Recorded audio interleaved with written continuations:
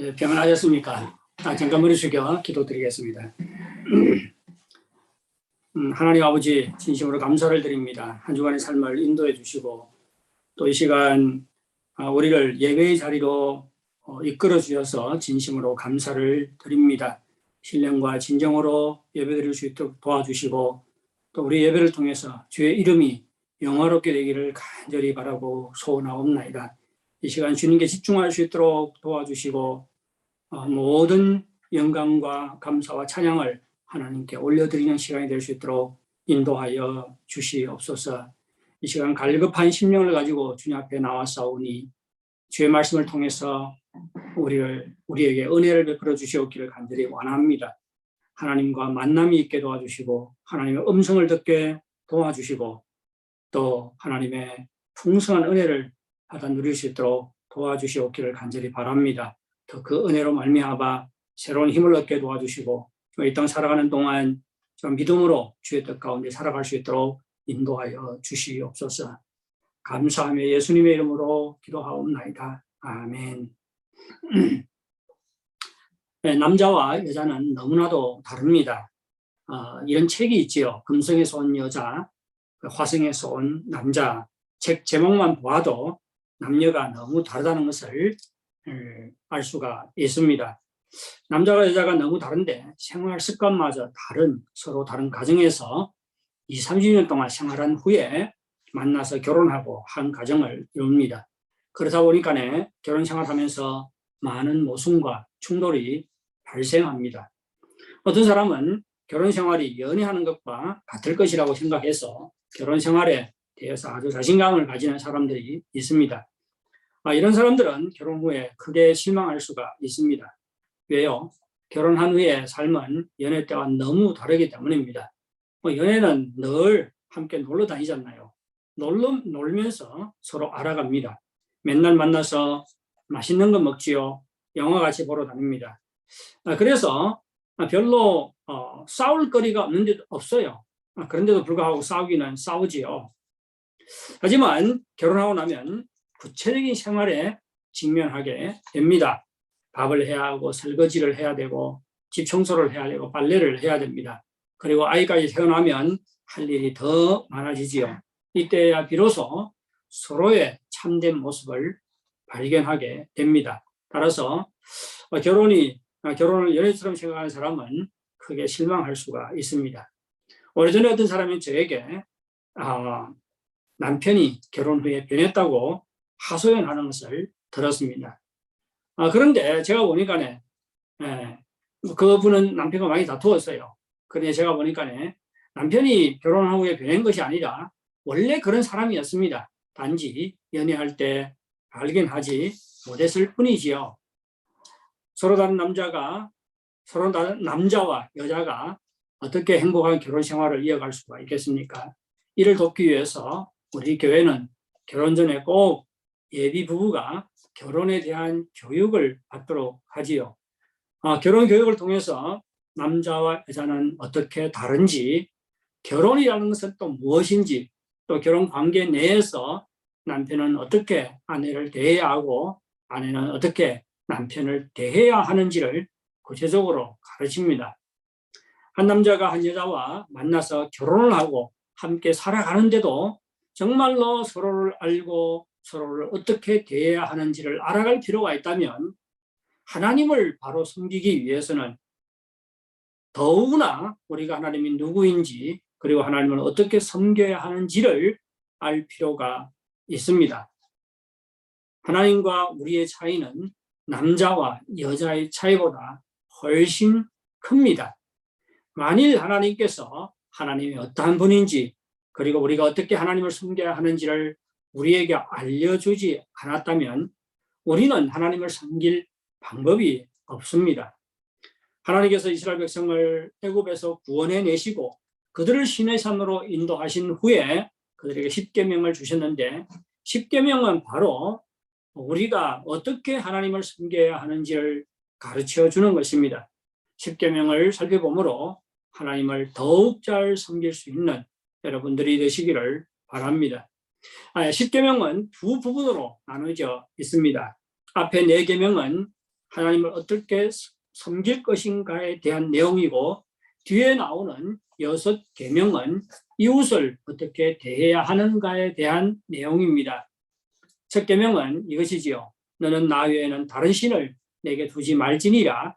이 첫 계명은 우리의 경배의 대상이 오직 여호와 한 분뿐임을 가르칩니다. 경배의 대상에 대해서 가르치고 있는 거예요.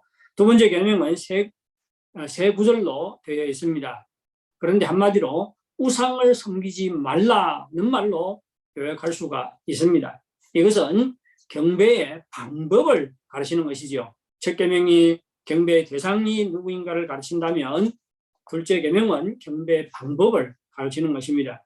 그리고 셋째 계명은 하나님 여호와의 이름을 망령되이 부르지 말라, 이렇게 말하고 있습니다. 하나님 여호와의 이름을 망령되이 부르지 말라는 것은 하나님에 대한 우리의 태도를 말하는 것입니다. 우리는 아버지를 존경하기 때문에 아버지의 이름을 마음대로 부르지 않지요. 누가 저에게 당신 아버지의 이름이 무엇입니까? 제가 물으면, 조남이 무엇입니까? 물으면 저는 어떻게 대답하지요? 제 아버지 이름이 정수만인데 제 아버지 이름은 정자 숫자 만자입니다. 그렇게 대답하는 경우가 많지요. 옛날 어른들은 다 그렇게 대답을 말했습니다. 아버지를 존경하기 때문에 아버지의 이름을 마음대로 들먹이지 않습니다. 마음대로 부르지를 않습니다. 자녀된 사람들은 아버지의 이름을 직접 부르지를 않지요. 다 존경하기 때문입니다. 따라서 하나님 여호와의 이름을 망령되이 부르지 말라는 것은 마음대로 하나님의 이름을 들먹이지 말라는 것이고, 이것은 우리가 하나님께 대해서 존경과 경외의 마음을 가지고 있어야 한다는 것을 말하는 것입니다. 넷째 계명은 안식일을 기억하여 거룩히 지키라고 하는 것이지요. 이 넷째 계명은 경배의 시간에 대한 가르침입니다. 물론 우리가 깊이 연구를 하면 여기에 경배 시간 외에도 많은 내용들이 포함되어 있습니다. 거기에 대해서 일일이 이야기할 시간이 없네요. 1세기 그리스도인들은 무신론자로 오해받을 때가 종종 있었습니다.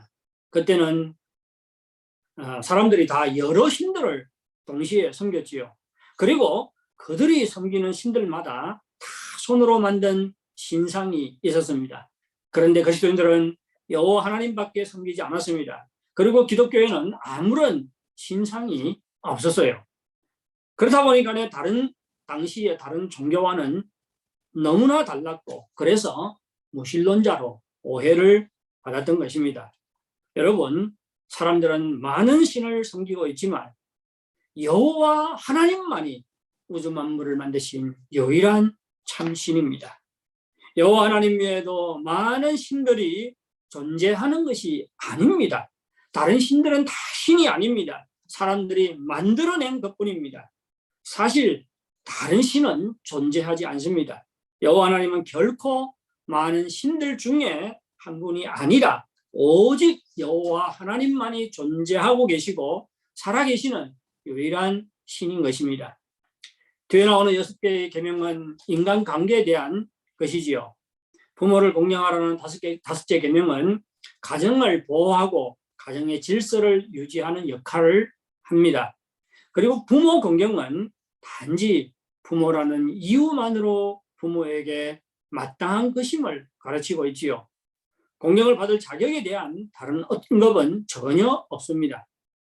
그리고 살인하지 말라는 6번째 계명은 생명을 소중히 여기고 보호할 것을 가르칩니다. 어떠한 이유로도 우리는 다른 사람의 몸을 해치거나 다른 사람의 생명을 해하는 일을 해서는 안 됩니다. 간음하지 말라는 7째 계명은 성적 남용과 방탕을 경계합니다. 부부관계 이외의 모든 성적 행위는 간음입니다. 도둑질하지 말라는 8째 계명은 다른 사람의 재산 보호를 하고 다른 사람으로부터 경제적인 착취를 하지 말 것을 가르칩니다.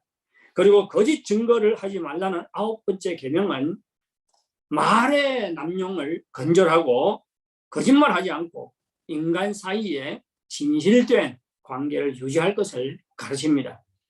마지막으로 이웃의 것을 탐내지 말라는 것은 정당하게 자신의 것이 될 수 없는 것을 욕심내지 말라는 것이지요. 욕심은 모든 죄의 내적 원천입니다. 따라서 이웃의 것을 탐내지 말라는 것은 위에서 말한 살인과 간음과 도둑질과 거짓말 이런 죄를 원천적으로 우리 마음에서부터 건절할 것을 가르치는 것입니다. 십계명은 여호와 하나님께서 이스라엘 백성들에게 직접 말씀하신 유일한 명령입니다. 다른 것은 다 모세를 통해서 말씀을 하셨지요. 십계명은 여호와 하나님께서 이스라엘 백성들에게 육성으로 들려준 유일한 말씀입니다. 그만큼 십계명이 중요하다는 것을 말하는 것이지요. 유대인 랍비들은 십계명을 얼마나 중요하게 생각했던지 십계명이 하나님의 두 번째 창조 행위라고까지 말씀했습니다. 첫 번째 창조 행위는 혼돈과 질서를 분리시켰다면 두 번째 창조 행위는 옳은 것과 그런 것을 분리함으로 하나님의 백성을 창조했다는 것입니다. 그러면 하나님께서 구원받은 우리에게 십계명을 주신 목적이 무엇일까요? 우리가 위에서 십계명의 내용과 그리고 십계명의 중요성에 대해서 살펴봤는데, 그러면 하나님께서 십계명을 우리에게 주신 목적이 무엇일까요? 첫째, 하나님께서 우리에게 십계명을 주신 것은 우리가 하나님을 바로 섬기도록 하기 위해서입니다. 하나님께 십계명을 주신 첫 번째 목적은 하나님을 바로 알고 바로 섬기도록 하기 위한 것입니다. 우리는 여호와 하나님을 섬기면서 신이 아닌 다른 신들을 동시에 섬길 수 없습니다. 이 세상에 많은 종교들이 존재하지만 여호와 하나님만의 유일한 참신인데 어떻게 신이 아닌 것들을 하나님을 섬기는 것처럼 섬기겠습니까? 이스라엘 백성이 하나님의 진노를 자초했던 것은 바로 여호와 하나님을 섬기면서 동시에 다른 신들을 섬겼기 때문입니다. 성경은 이것을 영적인 간음이라고 했습니다. 우리 기독교인들은 너무 배타적이라는 비난을 받을 때가 있지요. 예수님만이 유일한 진리요 구원의 길이라고 주장하기 때문입니다. 여호와 하나님만이 유일한 참신이라고 주장하기 때문입니다. 만일 우리가 이러한 믿음 때문에 이러한 주장 때문에 배타적이라는 비난을 받는다면 우리가 하나님을 제대로 섬기고 있다는 것을 확신하시기 바랍니다. 우리는 여호와 하나님만을 섬깁니다. 뿐만 아니라 하나님께 십계명을 주신 것은 또한 우리가 하나님을 섬기되 다른 방식으로 하나님을 섬기도록 하기 위해서이지요. 우리는 하나님을 섬길 때 그림을 그려놓거나 신상을 세워놓고 그것을 하나님이라 섬기지 않습니다. 우리는 지극정성을 다한다고 밤중에 그릇에 물을 떠놓고 하늘에 떠있는 둥근 달을 바라보면서 하나님께 빌지 않습니다. 하나님 앞에서 향을 피우지 않아요. 우리는 성경이 가르치는 대로 신령과 진정으로 하나님을 섬겨야 합니다. 이때 하나님께서 우리의 경배를 받으시지요. 이것이 십계명이 우리를 가르치는 것입니다. 또한 우리는 하나님을 예배할 때 하나님에 대한 존경과 경외의 마음을 가지고 하나님을 섬길 것을 가르칩니다. 존경과 경외의 마음이 없으면 그 예배를 하나님께서 연락하지 않습니다. 따라서 우리는 우리의 이러한 마음을 하나님께 드려야 합니다. 몸은 와 있는데 마음이 전혀 없어요. 그러한 예배를 하나님께서 받지 않지요. 그러한 예배를 기뻐하지 않습니다. 그것은 제대로 하나님을 섬기는 것이 아닙니다. 우리는 우리의 마음을 하나님께 드려야 합니다. 여러분, 정말로 하나님을 섬기되 이방 종교에서 우상을 섬기는 방법이거나 그리고 자의적인 방법으로 섬기지 마시기 바랍니다.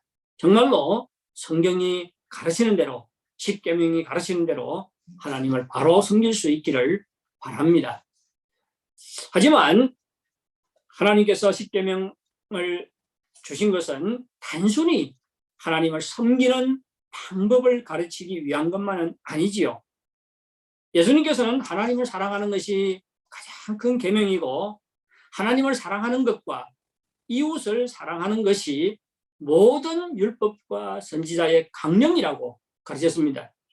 이는 십계명의 정수가, 십계명의 정신이 하나님을 사랑하는 것과 이웃을 사랑하는 것임을 말합니다. 하나님께서는 하나님과 이웃을 사랑하되 어떻게 사랑하실까를 구체적으로 십계명을 통해서 가르치신 것입니다. 하나님은 애굽에서 종살이하는 이스라엘 백성을 불쌍히 여기셔서 모세를 보내어 그들을 애굽에서 인도해 내셨고 또 그들을 하나님의 백성으로 삼으셨습니다. 마찬가지로 하나님은 우리를 사랑하셔서 독생자 예수 그리스도의 십자가 죽음과 부활을 통해서 우리를 구원해 내시고 하나님의 백성으로 삼으셨습니다. 사랑은 사랑으로만 응답해야 합니다. 사랑은 사랑으로만 응답해야 됩니다.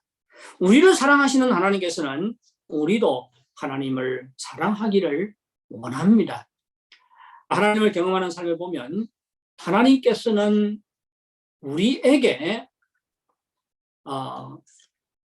지속적이고 구체적이고 이러한 사랑의 관계를 추구한다고 되어 있습니다. 저는 이것이 신앙의 본질이라고 생각을 합니다. 하나님께서는 우리를 사랑하기 때문에 구원하셨고 하나님의 백성 삼으셨고 또한 우리를 구원한 다음에 우리와 함께 더욱 깊은, 더욱 진실된, 더욱 실제적인, 더욱 구체적인 그러한 사랑의 관계를 이어가기를 원합니다. 따라서 하나님께서는 우리도 하나님을 사랑하기를 원하고 또 하나님을 사랑하는 것이 신앙의 본질이지요.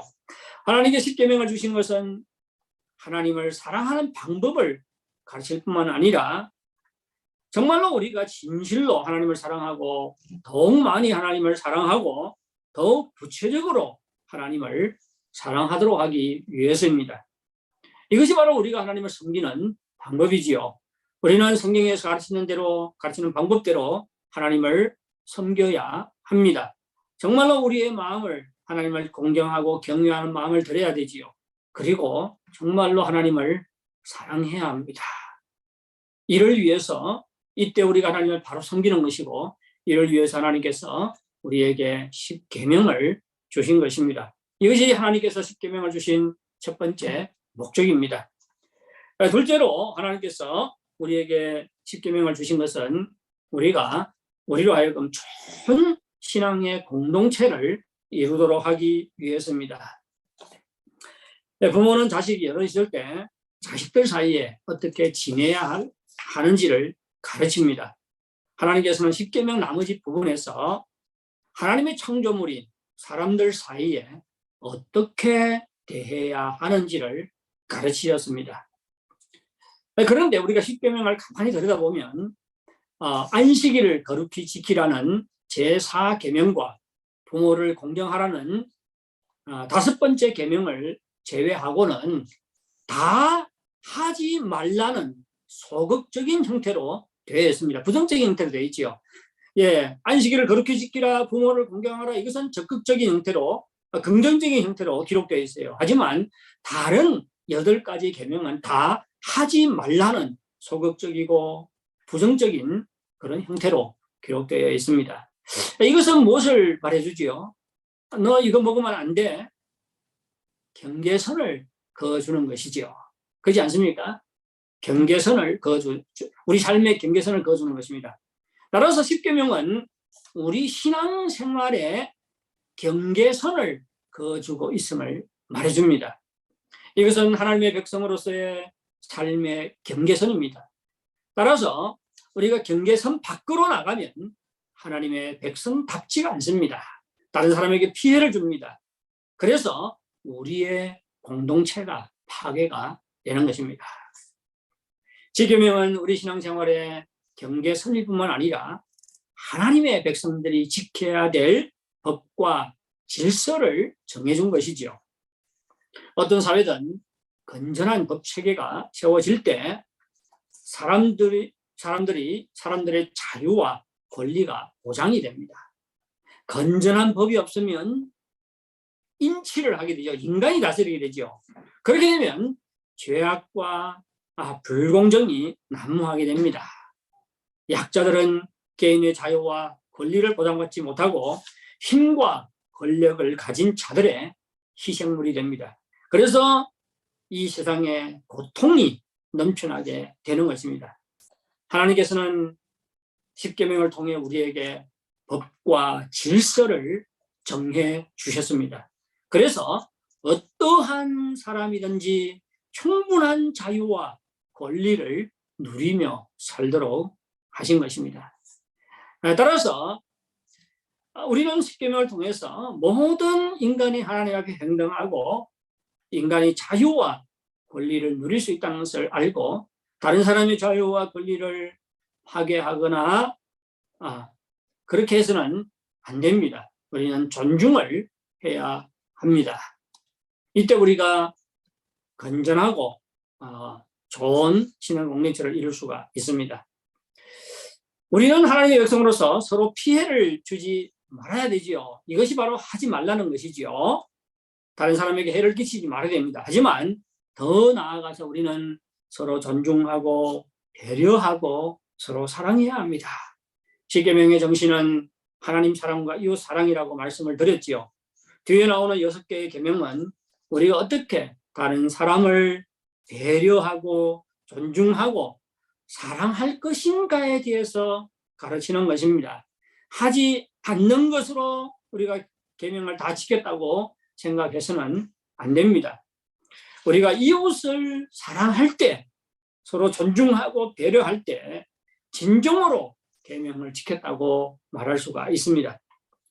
서로 사랑함으로 좋은 신앙 공동체를 이루는 것이 하나님께서 십계명을 주신 두 번째 목적입니다. 그런데 하나님 사랑과 이웃 사랑은 갈라놓을 수가 없지요. 하나님에 대한 사랑은 이웃 사랑으로 드러나야 하고 실천되어야 합니다. 그리고 우리가 이웃을 사랑할 때, 특히 가난한 이웃을 사랑하고 돌볼 때 하나님께서는 우리가 자신을 사랑한 것이라고 인정을 해 주십니다. 이것은 이웃 사랑이 얼마나 중요한가를 우리에게 가르쳐 주는 것이지요. 우리 교회가 가장 교회 설립 초기부터 구제 사역을 아주 중요하게 생각하고 실천해 왔습니다. 어떤 교회들은 전혀 다른 사람들을 도울 여력이 없어서 그런지 모르겠지만 어려운 이웃들을 돌보지 않는 교회들도 적지 않아요. 그런데 정말로 우리 교회는 어려운 이웃들을 돌보는데 최선을 다하고 있습니다.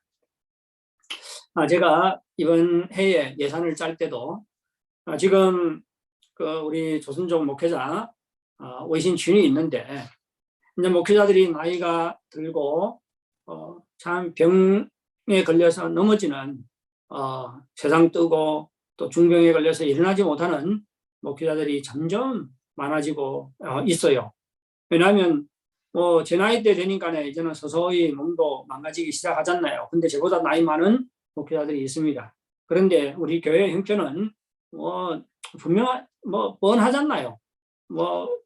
생활비도 제대로 받지 못하고 목회하는 목회자들이 적지 않습니다. 그렇다 보니 중병에 걸리면 병을 치료할 돈도 없습니다.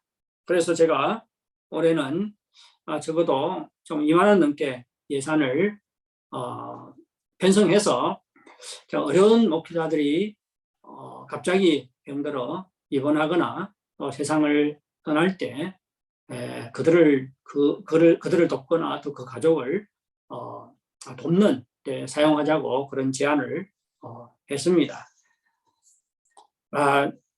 우리 교회가 이렇게 구제사역과 이웃 사랑하는 데 최선을 다하는 것은 바로 우리가 가난한 이웃을 사랑하고 돌볼 때 하나님께서는 바로 자기 자신을 사랑하는 것이라고 인정을 해 주는 것이기 때문입니다. 그만큼 이것이 중요하다는 것이지요.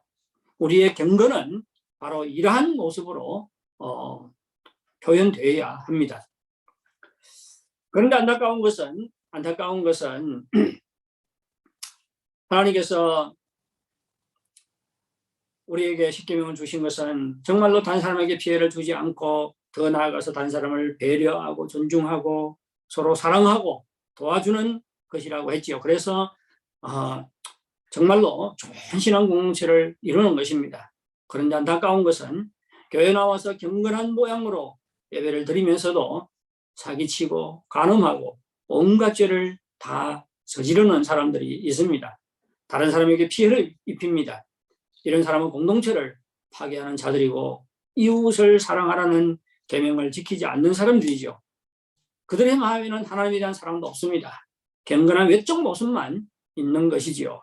여러분, 정말로 서로 사랑함으로 하나님에 대한 사랑을 드러내시고 또 좋은 신앙 공동체를 이루어가는데 힘을 보태는 여러분들이 되시기를 바랍니다.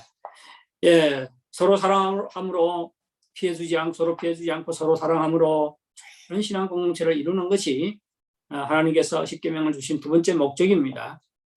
예, 세 번째 목적은 우리가 제사장의 역할을 감당하도록 하기 위해서입니다.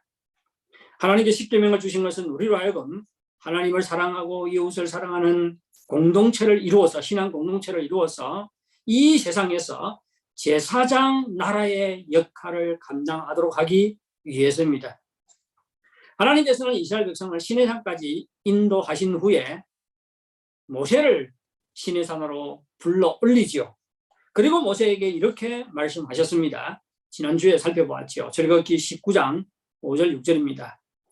세계가 다 내게 속하였나니 너희가 내 말을 잘 듣고 내 언약을 지키면 너희는 모든 민족 중에서 내 소유가 되겠고 너희는 내게 대하여 제사장 나라가 되며 거룩한 백성이 되리라. 너는 이 말을 이스라엘 자손에게 전할지니라. 네, 우리는 이 구절을 통해서 이 두 구절을 통해서 하나님께서 우리를 이스라엘 백성을 구원하신 목적이 무엇이라고요? 그들만이 하나님의 특별한 소유와 거룩한 백성이 되어서 그들만이 하나님의 사랑과 은총 가운데 사는 것이 아니라는 것을 우리는 지난주에 살펴보았습니다. 하나님께서 이스라엘 백성에게 먼저 사랑과 은혜를 베푸신 것은 그들을 제사장 나라로 삼아서 다른 민족과 다른 나라들도 그들로 말미암아 여호와 하나님을 알고 섬기고 하나님의 사랑과 은혜 가운데 살아가도록 하기 위해서입니다. 이것이 제사장 나라의 역할이지요. 그런데 제사장 나라의 역할을 감당하는 데는 한 가지 조건이 있습니다. 다시 한번 들어보세요. 세계가 다 내게 속하였나니 너희가 내 말을 듣고 내 언약을 지키면 너희는 모든 민족 중에서 내 소유가 되겠고 너희가 내게 대하여 제사장 나라가 되며, 예, 제사장 나라가 되는데 한 가지 조건은 바로 하나님의 말씀을 잘 듣고 하나님의 언약의 말씀을 지키는 것입니다. 하나님께서 모세를 통해 이스라엘 백성에게 내가 너희들을 구원해서 이곳까지 인도하고 하나님의 백성을 삼으신 것은 바로 너희로 하여금 제사장 나라가 되기 위한 것이라고 말씀했습니다. 그런 다음에 너희가 이 제사장 나라의 역할을 감당하기 위해서는 내 말을 듣고 지켜야 한다고 말씀했지요. 그런 다음에 하나님께서는 바로 출애굽기 20장에서 친히 우레와 번개와 나팔 소리와 연기 가운데 시내산에 임재하셨습니다. 그것이 출애굽기 1장 20장 18절에 나오지요. 무백성이 우레와 번개와 나팔 소리와 산의 연기를 본지라 그들이 볼 때 떨며 멀리 서서 모세에게 이르되 당신이 우리에게 말씀하소서 우리가 들으리이다. 하나님이 우리에게 말씀하시지 말게 하소서 우리가 죽을까 하나이다. 하나님의 임재 앞에서 크게 두려움을 느낀 이스라엘 백성들은 모세 보고 이제 말씀하라고 했지요. 하나님께서 우레와 번개와 나팔 소리와 연기 가운데 시내산에 임재하셔서 이스라엘 백성들에게 십계명을 내려주셨습니다. 따라서 우리는 이스라엘 백성이 제사장 나라가 되기 위해서 지켜야 할 가장 중요한 말씀이 십계명인 것을 알 수가 있습니다. 이것은 우리에게 하나님께서 십계명을 주신 목적이 바로 하나님의 백성으로 하여금 제사장의 역할을 감당하도록 하기 위한 것임을 알 수가 있습니다. 만일 우리가 십계명을 제대로 하나님의 계명을 제대로 지킴으로 하나님을 바로 섬길 뿐만 아니라 하나님을 사랑하고 이웃을 사랑하는 좋은 신앙 공동체를 형성할 때 우리는 제사장의 역할을 잘 감당할 수가 있습니다. 이는 우리가 우리의 삶을 통해서 하나님의 통치를 보여줄 수 있기 때문입니다. 이 세상에 하나님의 영광을 드러낼 수 있기 때문입니다. 이때 믿지 않은 사람들은 우리가 왜 자신들과 다르게 사는지 궁금해할 것입니다. 이때 우리에게 전도의 기회가 주어집니다. 믿지 않는 사람들 앞에서 믿지 않는 사람들을 하나님 앞으로 인도할 수 있는 기회가 주어집니다. 제사장의 역할을 감당하는 것, 이것이 바로 하나님께서 우리에게 십계명을 주신 세 번째 목적입니다. 그러면 어떻게 하면 우리가 십계명을 잘 지킬 수가 있을까요? 우리는 신앙생활에 오면서 느끼는 것이 있지요. 하나님 뜻대로 잘 살지 못한다는 것입니다. 우리는 하나님의 계명을 온전히 지킬 수 있는 능력이 없습니다. 주일에 교회에 와서 경건하게 예배는 드립니다. 하지만 우리의 마음속에는 하나님을 향한 사랑이 부족합니다. 우리는 살인을 하지 않아요. 하지만 이웃을 잘 사랑하지 못합니다. 전도하는 것이 가장 큰 사랑이라고 생각해서 전도하려는 마음은 있지만 거절을 당할까 봐 두려워서 용기가 없고 전도를 잘 못합니다. 우리는 하나님의 계명을 잘 지키지 못합니다. 따라서 우리는 십계명을 제대로 지키기 위해서 십계명의 서론 부분에 해당되는 말씀을 주목할 필요가 있습니다. 하나님께서는 십계명을 주시기 전에 먼저 이러한 말씀을 하셨습니다. 2절입니다. 2절입니다. 나는 너를 애굽 땅 종 되었던 집에서 인도하여 낸 내 하나님 여호와니라. 하나님께서는 십계명을 내려주시기 전에 우선 자신이 이스라엘 백성을 애굽 땅 종 되었던 집에서 인도하여 내셨다고 말씀하셨습니다. 하나님의 구원이지요.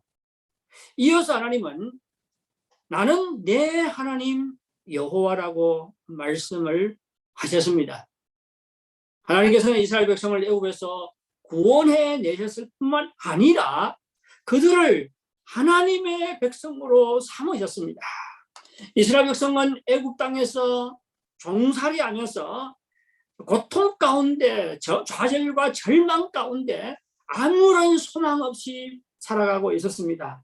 이러한 이스라엘 백성들을 하나님께서 구원해 주실 뿐만 아니라 그들을 하나님께서 사랑하는 하나님의 백성으로 삼으셨습니다. 이보다 더 큰 은혜가 없지요. 엄청난 은혜입니다. 이방 땅의 종이 하나님의 백성이 된 것입니다. 값없이요. 아무런 노력도 하지 않고요. 완전히 은혜로 이렇게 된 것이지요. 엄청난 하나님의 은혜입니다. 이것은 엄청난 하나님의 은혜예요.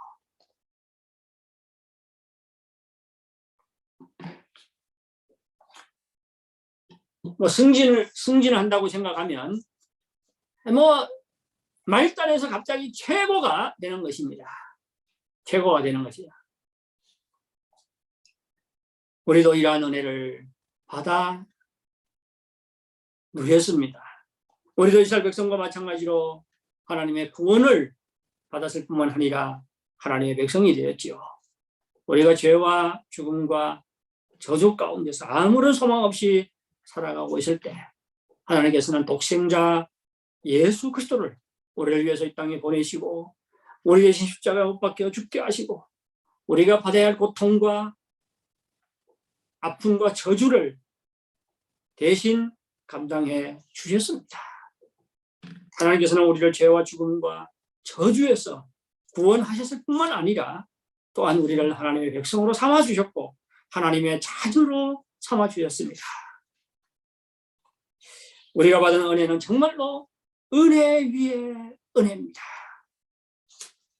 만일 우리가 받은 은혜가 얼마나 풍성한가를 깨닫는다면 우리는 거기에 감사하게 되고 우리는 하나님을 더욱 사랑하게 됩니다. 따라서 이때 우리는 자발적으로 기쁨으로 하나님의 계명을 지킬 수가 있게 되는 것입니다.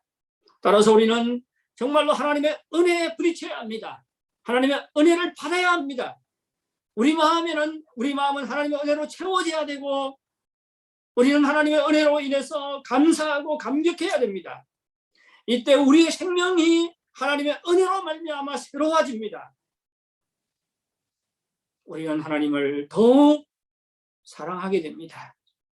이때 우리는 정말로 자발적으로 기쁨으로 하나님의 계명을 지킬 수가 있게 되는 것입니다.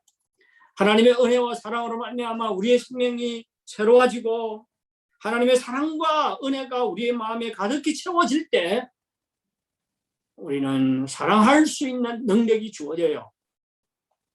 계명을 지킬 수 있는 능력이 주어집니다.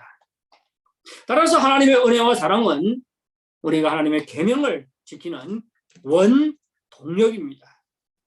이를 위해서 우리는 하나님을 가까이 해야 하고 하나님의 은혜의 십자가를 바라보아야 하고 하나님의 은혜의 보좌 앞에 나가야 되고 끊임없이 때를 따라 돕는 은혜를 받아 누려야 합니다. 우리가 끊임없이 하나님의 은혜와 사랑에 힘입을 때 우리는 하나님의 계명을 더욱 온전히 지켜나갈 수가 있습니다. 사랑하는 성도 여러분, 하나님께서 우리에게 십계명을 주신 것은 우리로 하여금 하나님을 더욱 잘 섬기고 서로 사랑하는 신앙 공동체를 이루어서 이 세상을 향해서 제사장의 역할을 감당하도록 하기 위해서입니다. 우리를 구원해서 하나님의 백성 삼으신 하나님의 사랑과 은혜는 말로 표현할 수 없을 정도로 풍성합니다. 하나님의 사랑과 은혜에 힘입어서 생명이 날로 새로워지시기를 바랍니다. 정말로 기쁨으로 하나님의 계명을 지킴으로 이 세상에서 예수 그리스도의 증인의 역할을 잘 감당할 수 있기를 바랍니다. 이를 위해서 날마다 주님을 가까이 하고 하나님의 은혜의 보좌 앞에 나가고 때를 따라 돕는 은혜를 받으시는 여러분들이 되시기를 바랍니다. 나같이 함께 찬양하고 하나님 앞에 기도드리도록 하겠습니다. 내 구주 예수를 더욱 사랑, 여러분의 마음의 고백이 될 수 있기를 바랍니다.